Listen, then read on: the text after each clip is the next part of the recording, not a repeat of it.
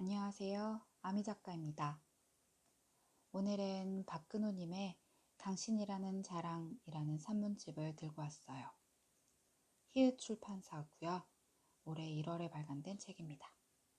제가 이 책을 읽은 이유는 여기 띠지에 쓰여있는 사랑하면 어디 가서 자랑하잖아. 어디 가서 자랑한다는 건 사랑한다는 거고, 이 한 문장 때문이었다고 해도 과언이 아닐 거예요. 2번의 육아휴직 끝에 복직한 직장인데 복직하자마자 단축근무까지 끌어쓰면서 아무도 주지 않는 눈칫밥을 먹느라 몸도 마음도 시들어가던 때에 위로가 되어준 책입니다.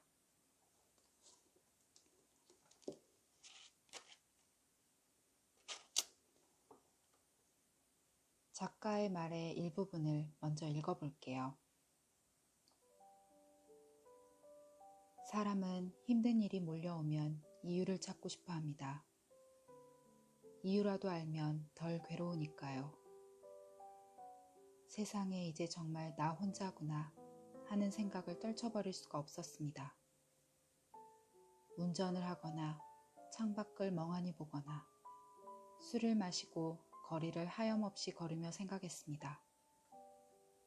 도대체 이 삶을 어떻게 견뎌야 하는 것인가? 무슨 힘으로 살아가야 하는 것인가? 저는 다시 또 고민에 빠졌습니다. 도대체 위로란 무엇인가 하는 원초적인 고민이었죠. 듣고 싶은 말을 해주는 것이 위로인가? 나만 할 수 있는 말이 위로인 것인가? 그냥 여기 당신 같은 사람 또 있어요 라고 말해주는 게 진정한 위로인가? 아무리 슬퍼도 세상은 나를 기다려주지 않았습니다. 출근을 했습니다. 각종 서류를 정리하고 해결해야 할 일을 해결하면서 어떻게든 살아보려고 안간힘을 썼습니다.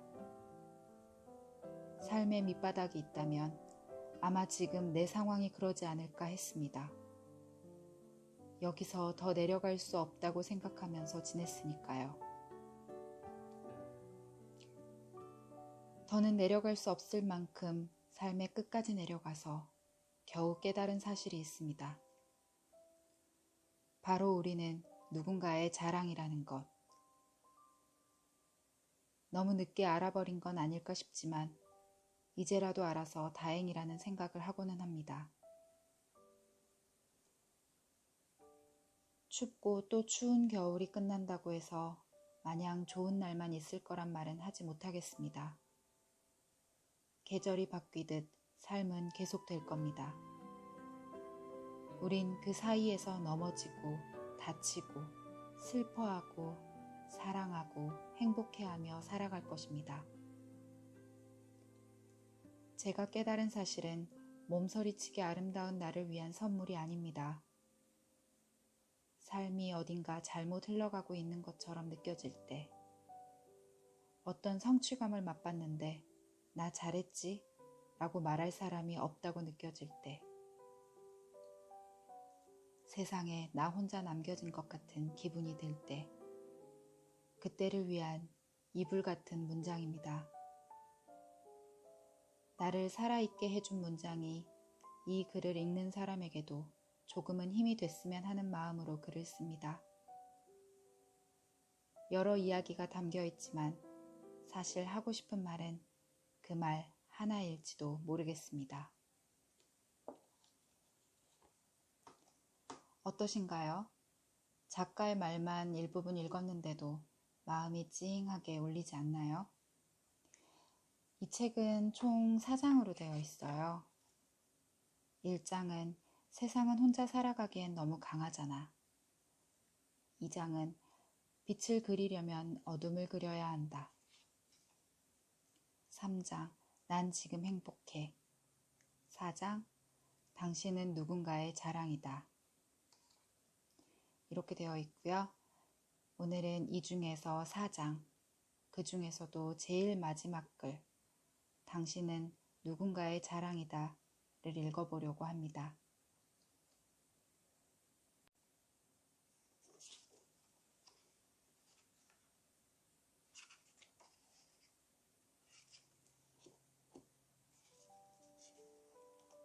당신은 누군가의 자랑이다.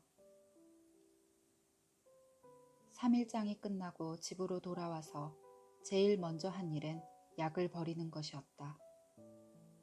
누나와 나는 누가 먼저랄 것도 없이 큰 봉투를 사와서 그동안 아버지가 드시던 모든 약을 버렸다.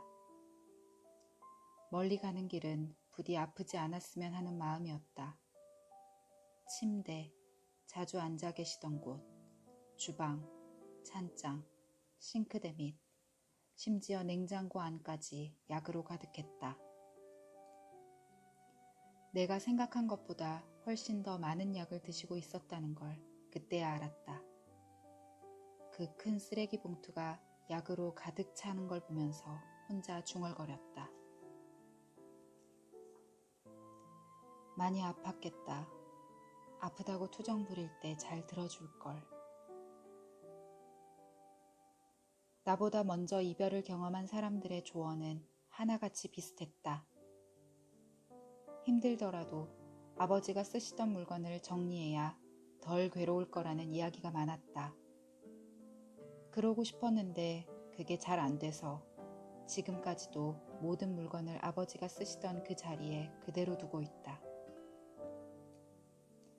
작업실과 집은 거리가 꽤 떨어져 있는데 몇 시간씩 운전하면서 왔다 갔다 한 건 오로지 아버지 때문이었다. 이제는 어디로든 이사를 할 수 있는데 이 집마저 사라지면 정말 아버지가 사라지는 것만 같아서 여전히 몇 시간씩 운전을 한다. 물건은 정리하지 못했어도 서류는 미룰 수가 없어서 모든 절차를 마쳤다. 그 과정에서 누나보다 먼저 상을 치렀던 친구가 누나한테 해준 이야기가 있었다. 부모님이 돌아가시면 인터넷 검색 목록 같은 것도 한번 봐야 한다는 것이다. 아버지는 마치 떠나실 준비라도 하신 것처럼 통화 목록과 연락처, 심지어 모든 사진까지 다 지워놓으신 상태였다. 배경화면은 누나와 조카가 함께 찍은 사진이었는데 그것마저도 지워져 있었다. 나는 아버지가 인터넷 검색 같은 건 할 줄 모른다고 생각했었는데 그래도 제법 하실 줄 아셨던 모양이다. 사고 싶은 거나 만들고 싶었던 요리를 검색해 본 흔적이 있었다. 물론 오타가 가득했지만. 그리고 그 흔적들을 보다가 장례를 치르고 난 뒤에 가장 많이 울지 않았나 싶다. 몇 개 안 되는 검색 목록 맨 아래에 오탈자 하나 없는 게 있었다. 박근호 작가, 검색 날짜 5월 22일. 그때가 새 책이 출간될 때쯤이었는데 나한테 물어보는 게 좀 그러셨는지 인터넷에 검색하셨던 것 같다. 아버지가 10년 넘게 주무셨던 침대 위에서 숨이 안 쉬어질 정도로 울었다. 사람이 너무 심하게 울면 아래턱이 떨린다는 걸 그때 처음 알았다. 아무리 이를 악물고 견뎌도 3개월 전에 아버지가 투박한 손으로 오타 하나 없이 또박또박 나를 인터넷에 검색했던 그 모습만은 감당할 재간이 없었다. 그날 저녁 조카들을 거실에서 재우고 누나와 함께 맥주를 마셨다. 둘이 술을 먹는 건 처음이었다. 견딜 수 없을 만큼 슬픈 일이 찾아오고 나서야 누나와 술 한잔 할 수 있게 됐다는 사실이 또 야속했지만 왜 이렇게 멀어져야 가까워지는 것이 많을까? 아버지에 대한 이야기를 많이 했다. 진짜 솔직히 이야기해서 나는 아버지가 자랑스러웠던 적이 별로 없었다. 변변치 않은 직업과 고집센 모습, 목소리가 크신 편이라 어디 갈 때면 민폐가 되지 않을까 걱정하기 바빴다. 집안의 경제권이 나한테 넘어오고 내가 아는 것이 많아질수록 아버지를 무시하고 눈치 주는 날이 많았다. 그랬던 내가 그날 누나와 함께 했던 건 아버지가 얼마나 우리에게 자랑스러운 존재였는지를 말하는 거였다. 어떻게 그렇게 많은 약을 먹으면서도 한 번도 내 저녁을 차려주지 않은 날이 없었지. 몸이 불편해지시면서 운전을 하실 수도 없게 됐는데 어느 날은 음식을 들고 왕복 3시간이 걸리는 누나 집에 다녀가신 적이 있었단다. 그것도 버스를 타고. 아, 이걸 왜 이제야 깨달은 걸까? 생전 겪어본 적 없는 후회가 그날 단 하루에 모두 밀려왔다. 조카들이 깰까봐 소리 내지도 못하고 울면서 아버지에게 받았던 사랑을 떠올렸다. 그래, 어머니가 일찍 세상을 떠나시고 아버진 우리를 키우겠다고 안 해보신 일이 없었지. 아버지 또래의 중년 남자들이 그렇듯 요리 하나 제대로 할 줄 모르던 사람이 어떤 음식이든 다 만들 수 있을 정도로 주방에 오래 계셨지.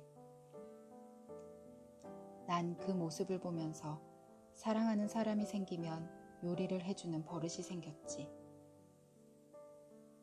아버진 내가 무언가를 물어볼 때면 늘 나긋한 목소리로 하나부터 10까지 다 알려주고는 했었지. 난 또 그 모습을 배워서 사랑하는 사람한테 무언가를 설명해 줄 때 자세하게 설명해 주는 편이었지. 부모님 2분을 다 떠나보내고 나서야 겨우 와닿았던 자랑이라는 말. 그리고 조금이나마 알 것 같았다. 나도 아버지한테 자랑이었다는 걸. 자주 앉아 계시던 거실 옆에 내가 한 번도 들인 적이 없던 내 책이 쌓여 있었으니까. 전시회 열 때 만들었던 엽서집도 있었고, 그보다 더 한참 전에 전시회를 했을 때 만들었던 도록도 가지고 계셨다. 책은 잘 나왔니? 전시회는 잘했고? 난 네가 자랑스럽단다. 이런 말씀을 하신 적은 단 한 번도 없었어도 온몸으로 느낄 수 있었다. 우리가 다 누군가의 자랑이라는 사실을 깨달은 뒤로는 정말 그 말 한마디로 버텼다.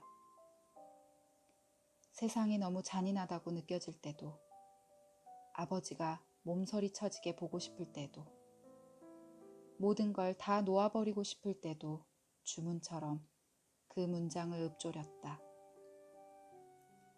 난 아버지의 자랑이다. 아버지의 자랑이다. 포기하지 말자. 약해지지 말자. 지지 말자. 이 책을 쓴 것도 그런 이유에서였다. 자랑이라는 가깝고도 낯선 단어를 이 책을 읽는 사람들에게 말해주기 위해서. 오늘 하루가 너무 버거웠는데 힘들다는 이야기할 곳이 마땅치 않을 때,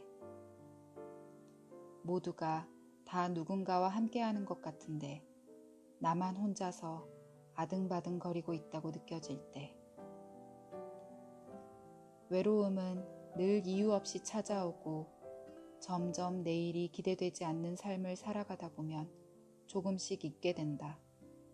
내가 얼마나 가치 있는 사람인지를. 그렇게 점점 내가 누군가의 자랑이라는 사실도 함께 잊힌다. 만약 지금 당신 앞에 아주 아름다운 꽃이 한 송이 있다고 가정해보자. 그리고 잠시 눈을 감아보자. 무엇이 보이는가? 아무것도 없는 어둠뿐이겠지만 그렇다고 해서 눈앞에 있는 꽃이 사라지는 것은 아니다. 눈을 뜨면 꽃은 언제나 그 자리에 있다. 밤하늘이 아무리 어두워도 달은 떠 있는 것처럼, 아무리 구름이 많이 껴도 그 뒤에 별이 가득 존재하는 것처럼, 삶이 아무리 괴롭더라도 잊지 않았으면 좋겠다. 당신은 누군가의 자랑이라는 사실을. 그리고 견디기 힘든 일이 몰려왔을 때 내가 그랬던 것처럼 당신도 자신에게 말해줬으면 좋겠다. 포기하지 말자. 지지 말자. 나는 누군가의 자랑이다.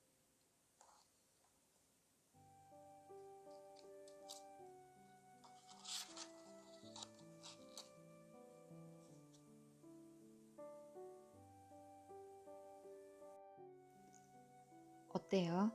참 따뜻하죠? 저는 이 글을 읽고 저의 부모님과 제 아이들이 동시에 생각났습니다.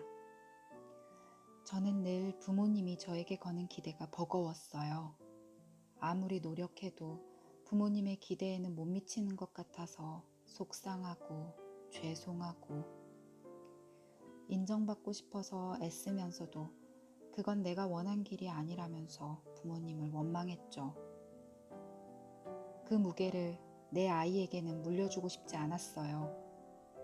내 아이들이 어떤 인생을 살든 본인이 결정한 삶이라면 항상 든든하게 응원해주는 부모가 되고 싶었습니다. 그러나 곧 알게 되었습니다. 나에게 거는 기대와는 별개로 나는 언제나 부모님의 자랑이었다는 것을요.